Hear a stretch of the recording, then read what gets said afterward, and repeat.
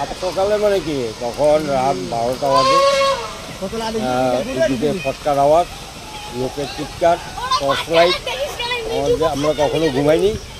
তারপরে আমরা বের হয়ে আসলাম ভাই। বের হয়ে এসে দেখলাম চারপাশে লাইট। হ্যাঁ, এমন সময় দেখি একদল হাতি চলে আসছে, আমাদের এই এলাকার চারপাশে ঘুরে বেড়াচ্ছে।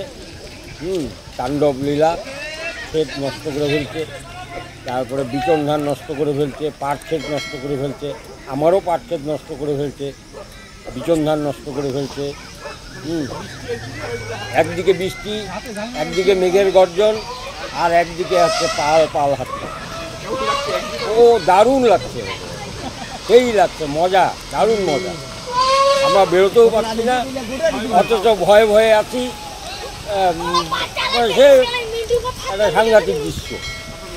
আমার নাম হিমাদ দৃশ্য ভাই। জোড়া কদম, জোড়া কদম।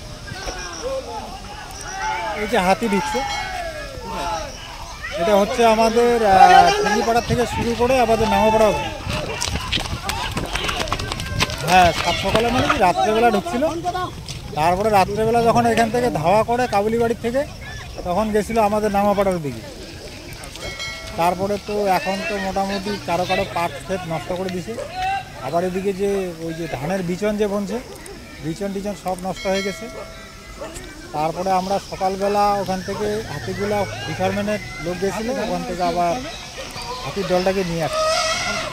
এখন নিয়ে গেল আবার তিস্তার ওই দিকে।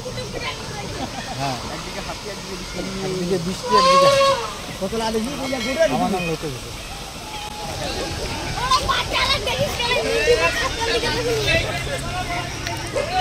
ভাই।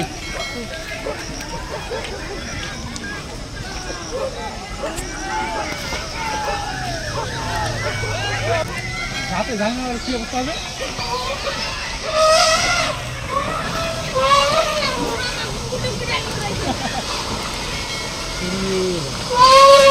কত লাগে ঘুরে ঢুকবি।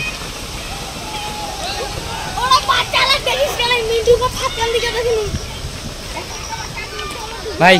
ওই